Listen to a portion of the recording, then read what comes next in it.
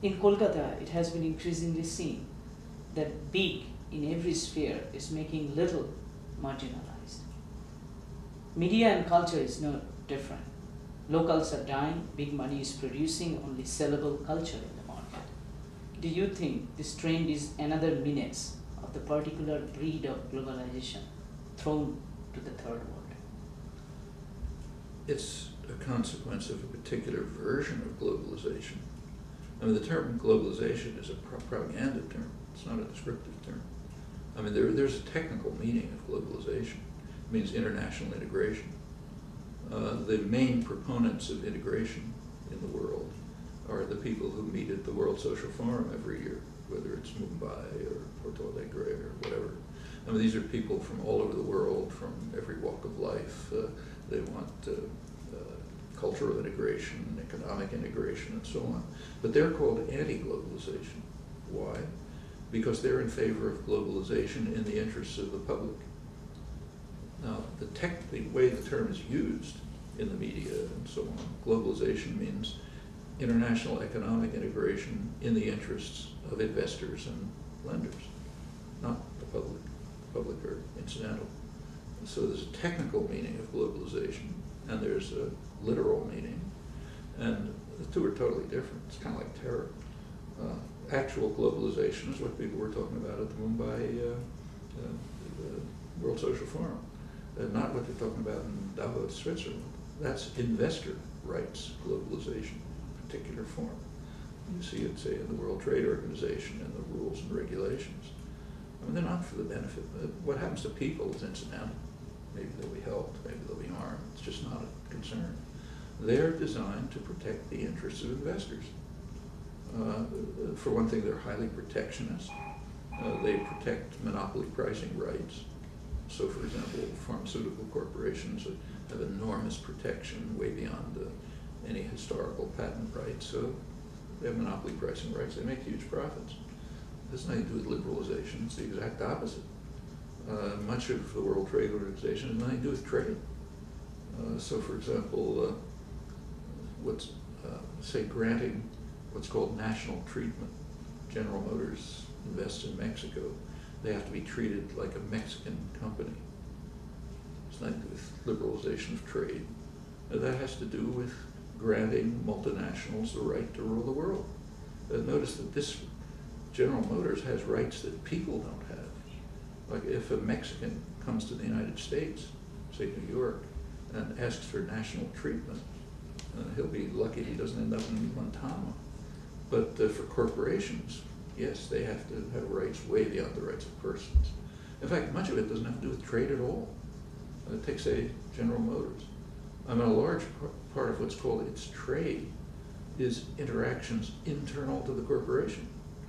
So if General Motors produces parts in Indiana, in the United States, sends them to Mexico for assembly, sends them back to Los Angeles to sell as cars, that's called trade in both directions. It's interactions within a command economy.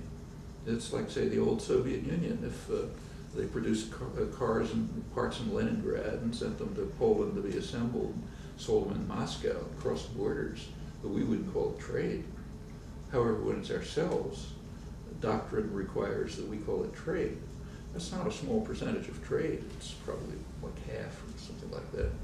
Well, that's globalization. It's a set of devices in the interests of the people who designed the system, not surprisingly. The system's designed by small groups of multinational corporations, a few powerful states, which they largely dominate. And naturally, and it's mostly in secret, others have to sign it, pretty much the point of the gun. You don't sign it, you get cut out of the big markets and so on. And that's what's called globalization. I mean, if some Martian were looking at this, he'd collapse in ridicule. You know, globalization is, say, the International Peasants Movement via Campesina, which meets alongside the World Social Forum, which brings together peasants farmers from all over the world, a large majority of the world's population. They interchange seeds, they work on common programs, they try to deal with problems like, say, rising peasant suicide in India and so That's globalization, but that's called anti-globalization. So when you ask what's the effect of globalization, you have to ask which globalization do we mean, the real one or the doctrinal one? Now, the only one we're allowed to think about is the doctrinal one. And it's entirely natural that that kind of globalization, since it's designed in the interests of the rich and the powerful and investors, will be in their interest. How could it fail to be? What happens to the rest of the world is essentially a matter of indifference. Maybe some people are helped, some people are harmed, but it's kind of not relevant to the policy formation.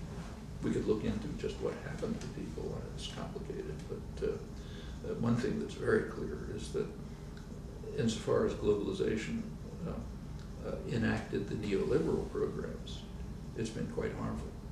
The evidence on that is just overwhelming. International economic affairs are a complicated matter, and there are a lot of variables, but it's surprisingly clear on this issue. So overall, the countries that followed the neoliberal rules most rigorously suffered badly. Latin America and Southern Africa particularly, they really followed the neoliberal rules and stagnated or declined. Very sharp decline from their growth rates in earlier years. The countries that ignored the neoliberal rules did quite well. The East Asian tigers, for example, pretty much disregarded them. In China, pretty much disregarded them. Big growth rates and so on.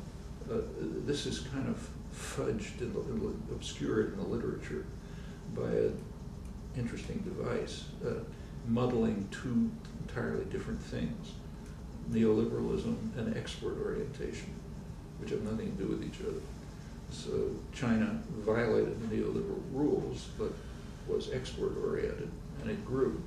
So that enables commentators to say that if a billion Chinese underwent rapid growth by violating the neoliberal rules, that justifies neoliberalism, because they were export oriented. The intellectual shoddiness of this discourse is kind of overwhelming, but that's what you read.